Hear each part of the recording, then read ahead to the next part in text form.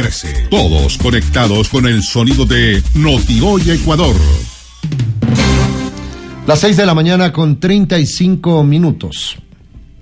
Ahora ya debemos pensar en la gobernabilidad y dejar de pensar en la popularidad. Ha terminado la campaña y el país enfrenta problemas absolutamente graves, como la inseguridad, que quizá es el que más preocupa a los ecuatorianos.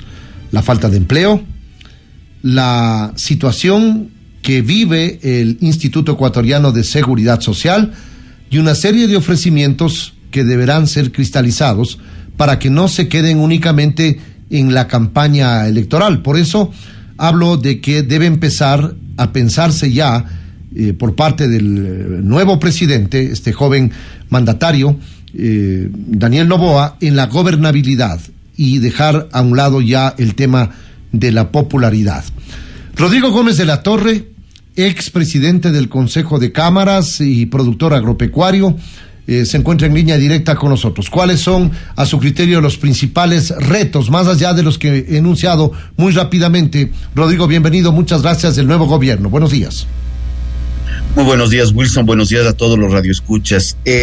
Creo que es importante, fuera de lo que tú estás hablando, llegar a acuerdos.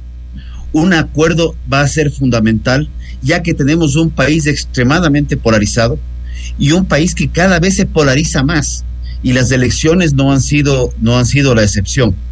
Vemos un voto muy fuerte en la sierra por la candidata de RC, en la costa por la candidata de RC, y la sierra, que es prácticamente quien le da el triunfo a Noboa, con un voto mayoritario en todo lo que es la sierra ecuatoriana y lo que es el centro sur de la Amazonía.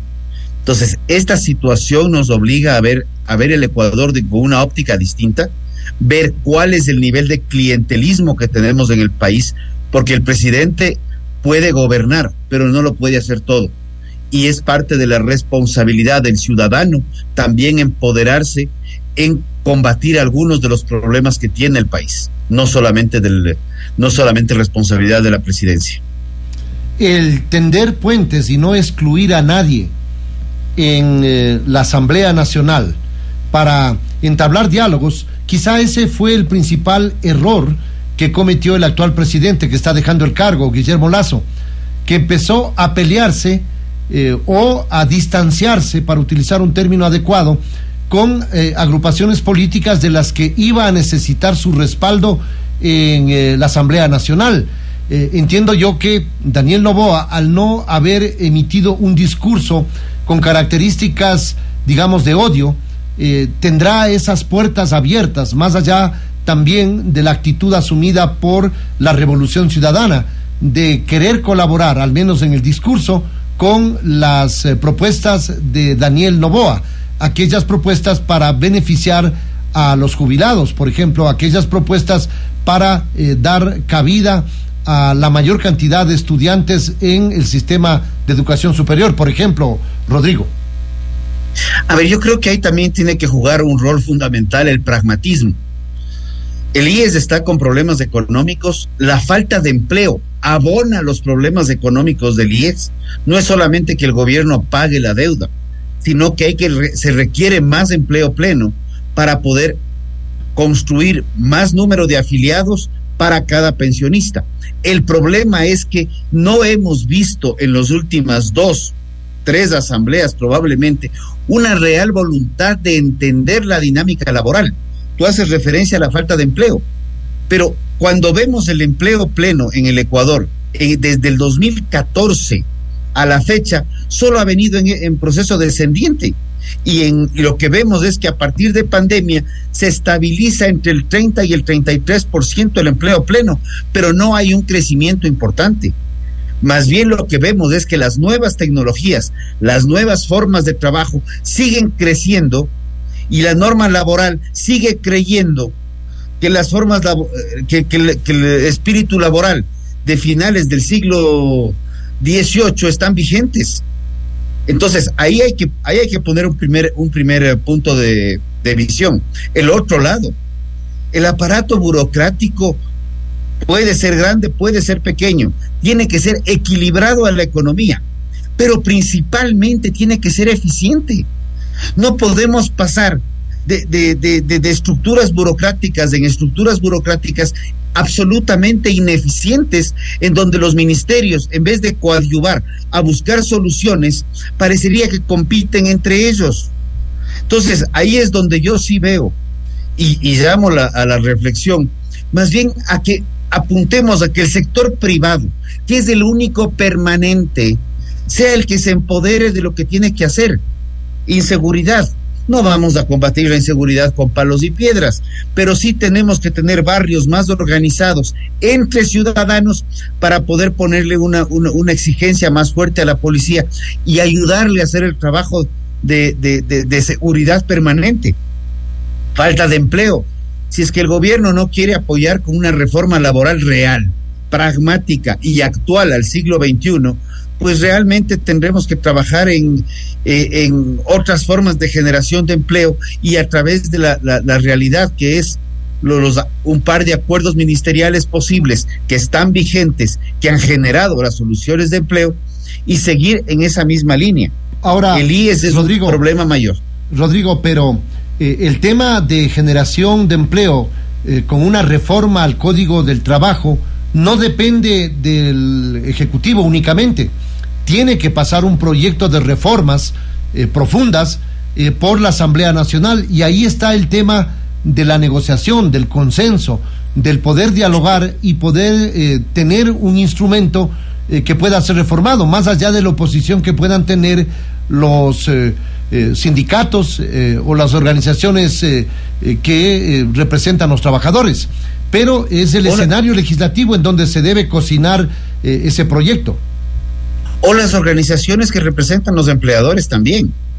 O sea, todos tenemos que coadyuvar a buscar una solución, pero a lo que voy es, si es que no se ve y no se vislumbra una solución, hacer lo que a este gobierno se le ha pedido en varias ocasiones. En 2020 se crearon varios acuerdos ministeriales que han sido los que han permitido sostener el empleo y la creación de nuevos empleos en buena medida, y tenemos el acuerdo productivo y el acuerdo para emprendedores.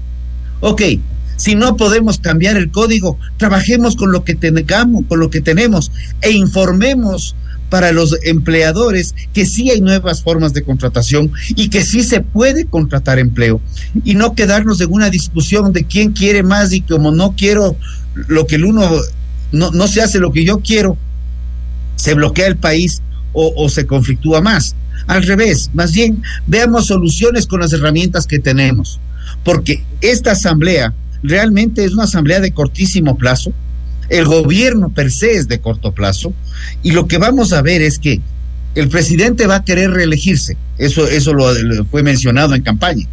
La probabilidad que los asambleístas se reelijan es menor, pero sí hay un factor que yo poco escucho. Estamos con un fenómeno del niño a puertas, y ese fenómeno del niño puede estarle costando al Ecuador, ya según cifras estimadas desde el mismo gobierno, al menos 4,000 millones de dólares. Y ojo, 4,000 millones de dólares, de los cuales el 50 a 60% recaen directamente en el sector privado. Entonces, que el gobierno quiere hacer una consulta popular, la presidenta del CNE ya le dice que eso puede tomar mucho tiempo, pero probablemente en una consulta popular que se oriente a destrabar el país es fundamental. Pero por otro lado, pensar que se les ocurra esta malhadada idea que tienen todos de que hagamos una reforma tributaria para sostener a la burocracia, perdón, eso sí no va en el país. No podemos seguir creyendo que vamos a seguir armando reformas tributarias que siguen ahorcando al sector productivo, grande, mediano, pequeño, porque al final del día, en la reforma, y con todo el respeto al ex ministro de Economía, cuando tuvimos la discusión, yo le decía, esa reforma tributaria que dicen que va a afectar solamente a los de más de $2,000 mensuales, que eran los que ya no eran clase media, recuerdo toda la discusión, está golpeando principalmente a los de menos de $2,000 con el retiro de deducciones. Vas a matar a la economía. No, ¿cómo vas a creer? No, sí, los impuestos terminan matando la economía, y más aún cuando el aparato burocrático se ha vuelto extremadamente ineficiente. Ahora, entonces el presidente Noboa sí va a tener un trabajo importante en depuración de la burocracia para poder salir adelante. Ahora, Rodrigo, tengo algunos mensajes de amigos oyentes que están conectados a este diálogo y aseguran cómo confiamos en una empresa privada que viene precarizando el trabajo porque ahora ya no hay estabilidad ni relación de dependencia. Se emplea a los jóvenes con servicios profesionales, con cargo a factura, sin relación de dependencia, y eso provoca un daño adicional porque no hay ingresos frescos al Instituto Ecuatoriano de Seguridad Social. ¿Cómo confiamos en la depredadora empresa privada? Dice un amigo oyente. A ver, al amigo tuyo oyente, me suena amigo mío también, pero ¿ya? El tema es este: si vamos a satanizar a la empresa privada, que es la que genera 8, 9 de cada 10 puestos de empleo, ¿qué esperamos? Pues vamos a matar al que da de comer. No es lógico. Dejemos de pensar en la depredadora empresa. No está hablando, y comencemos no está hablando a pensar de matar que esa persona. No está hablando de matar a la empresa privada. Está hablando de que esa empresa debe respetar los derechos laborales y que al menos debe haber un tema de estabilidad y respeto a la afiliación al Seguro Social, por ejemplo, que incluso eso le puede dar un respiro en esa crisis que está viviendo el ente asegurador, que ya la vamos a abordar. Lo mencioné precisamente: si no se genera más empleo pleno, la crisis de la seguridad social seguirá empeorándose, porque se requieren más aportantes para el mismo número de pensionistas.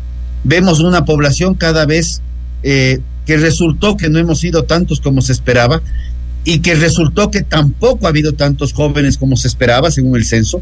Entonces también veamos del otro lado de la tortilla, qué es lo que va a pasar si a esa empresa privada le seguimos poniendo cortapisas y le seguimos poniendo complicaciones para contratar, y más aún, y digámoslo claro y fuerte, también los costos de desvinculación a un mal trabajador que supera los 3 meses son lo que han generado los problemas de que incluso los mismos jóvenes busquen estar contratados por servicios profesionales, por una razón importante.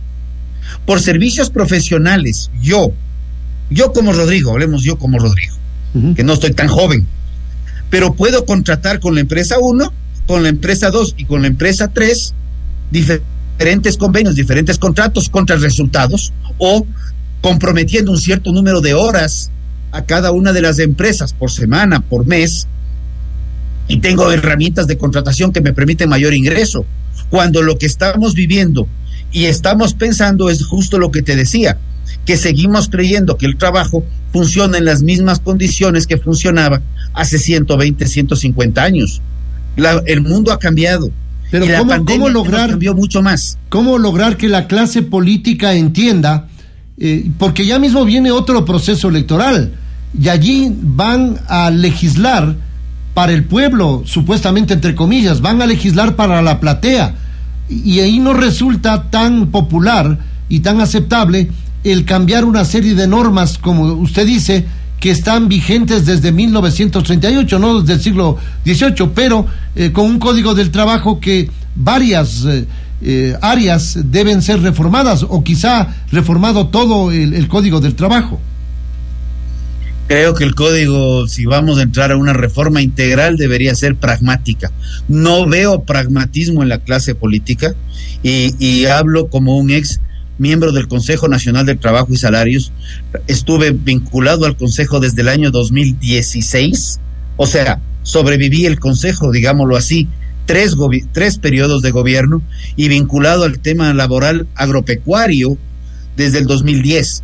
O sea, algún camino se ha recorrido, y hemos buscado mecanismos y hemos estudiado qué es lo que está pasando en el mundo entero, y vemos que el Ecuador sigue con propuestas que no han avanzado nada. Entonces, a lo que vamos es, ¿qué se requiere? ¿Tenemos que flexibilizar el empleo? Sí, indiscutiblemente. Por lo que acabo de explicar, la contratación para diferentes empleos y diferentes actividades a través de lo que se hace actualmente vía honorarios profesionales. 2, Tenemos que cambiar la jubilación patronal, que no le sirve a nadie. La jubilación patronal llegan a aplicarse al 4-5% de los trabajadores. Y ojo, no es que la gran mayoría se desvincula a los 19, 18 años. El promedio de rotación laboral en el Ecuador, prepandemia, para no meter el periodo complejo de pandemia, ya estaba en 5 años. Entonces quiere decir que el tiempo de duración en un empleo ha ido acortándose cada vez más, y no solamente por los empleadores, sino desde los mismos trabajadores, porque ahora les cuento un detalle: no hay nada más costoso para un empleador tener que volver a capacitar a un nuevo trabajador para un cargo. Entonces, eso de que se cambie cada 4, 5, 6 años un puesto de empleo es costosísimo, pero también es costosísimo para una empresa que ha llevado muchos años una plana pequeña de trabajadores, llegar a un momento en el cual la jubilación patronal se convierte en un pasivo gravísimo a futuro, cuando la propuesta del Consejo fue un aporte mensual permanente, que sí, es un recargo al empleador, pero le da una certeza al trabajador. No es para que espere 20 años o 25 años, sino para que vaya creando un fondo que no lo debe retirar en 20 años, pero que tenga un fondo en donde no dependa trabajar en una empresa o en otra o en la tercera o en la cuarta, aplicando los promedios que el mismo ministerio nos entrega de 5 años de rotación laboral. Rodrigo, estamos dialogando con Rodrigo Gómez de la Torre, representante del sector productor agropecuario. Él fue presidente del Consejo de Cámaras de la Producción. Rodrigo, el tema del Instituto Ecuatoriano de Seguridad Social y el ofrecimiento de Daniel Noboa de incrementar la pensión jubilar al salario básico unificado, ahora de 450, porque ya hay la aspiración de los trabajadores que se incremente ya desde enero a 550. Es decir, gordo problema en el que se va a tener que solventar esos recursos, no sé de dónde. Wilson, la economía no es pajaritos, la economía no es globitos, la economía no es que tú metes helio en un globo y el globo sale volando. La economía es pragmatismo y es cifras. Tenemos que aterrizar las cifras a la realidad, tenemos que ver cuál es la cruda realidad del Instituto Ecuatoriano de Seguridad Social, ver que el Ecuador ha perdido ingresos por el tema del Yasuní, ver que el Ecuador está perdiendo ingresos por el tema de licencias ambientales que no se tramitan para casos de no solo minería, pero cualquier cantidad de proyectos están represados en el Ministerio de Ambiente, donde deberían más bien salir licencias ambientales ex post. Inclusive, si cumple con los procesos, denle la licencia ambiental para que la empresa pueda comenzar a trabajar y no estar estancada 2, 3, 4 años hasta comenzar a producir, hasta que se le entregue la licencia. Y si falla, corrijamos, pero no esperemos que todo sea el mundo con hitos para avanzar, porque esa teoría y ese bloqueo permanente de muchos sectores lo único que está llevando es a una complicación absoluta del país. Estamos en un momento que hay que sostener impuestos en cierta medida, probablemente habrá unos que hay que trabajarles, hay que hacer eficiente el gasto público, porque no es posible que luego de una gran reforma tributaria, donde un impuesto al patrimonio por una sola vez, por tercera vez fue esta vez, esperemos que no se les ocurra otro disparate igual, y que sigamos en esa línea. Tenemos que entender que la empresa tiene que producir y tiene que tener alguna rentabilidad, inclusive para reinvertir y para tener un incentivo. No es de locos, y perdón que esté hablando así tan coloquialmente, pero no es de locos que en el Ecuador, salvo en el gobierno de Gustavo Noboa Bejarano, en el cual se hicieron algunos cambios importantísimos, sea el último gobierno donde tuvimos una inversión extranjera directa real, que fue el gobierno de Lucio Noboa. Recordemos que en ese gobierno fue el oleoducto de crudos pesados y no hablamos de más inversión extranjera directa hasta la fecha. Importante. Y más bien la inseguridad, la inestabilidad jurídica, lo que ha hecho es ahuyentar la inversión extranjera e inclusive la inversión nacional. Entonces, veamos que hay países que tienen problemas de narcotráfico, como problemas de guerra interna, como ha sido Colombia, 15 veces más inversión extranjera directa que el Ecuador. Países con problemas de inestabilidad política, como nuestro vecino del Perú, 10 veces más inversión extranjera directa que el Ecuador. Y ojo, Perú hace 20 años ni siquiera se lo veía como un agroexportador. Ahora es uno de los principales agroexportadores que hay en el concierto internacional. Y el Ecuador vive del concierto internacional de la agroexportación. ¿Y que podemos mejorar? Sí, claro que podemos mejorar. ¿Y que podemos industrializar más? Sí podemos industrializar más, pero necesitamos inversión. Caso contrario, nuestros productos serán transportados a otros países para ser industrializados fuera, porque la inestabilidad jurídica en el Ecuador es reinante. No hay que darle muchas vueltas. Rodrigo. Y el otro tema, transparencia. En el tema del IES, principalmente transparencia en cómo realmente están las cifras, porque a cada persona le oímos algo diferente. Y la propuesta del ya presidente electo, Daniel Noboa, con respecto al IES, yo creo que tiene que ajustarse a cuáles son las verdaderas cifras del IES. Primero generar empleo, luego subir pensiones. Y él sí hizo referencia a que esas pensiones se subirán con la generación de empleo, si mal mi memoria no me falla. Vamos a esperar a ver qué puede hacer en año y medio, más o menos. Rodrigo, muchas gracias por darnos su visión en torno a lo que debe hacer el gobierno con esta camisa de fuerza que significa las ofertas de campaña, que deberán, entiendo yo, ser resueltas y ser cumplidas. Rodrigo Gómez de la Torre, ex presidente del Consejo de Cámaras y dirigente del sector agropecuario. Nos vamos a la pausa, no se vayan.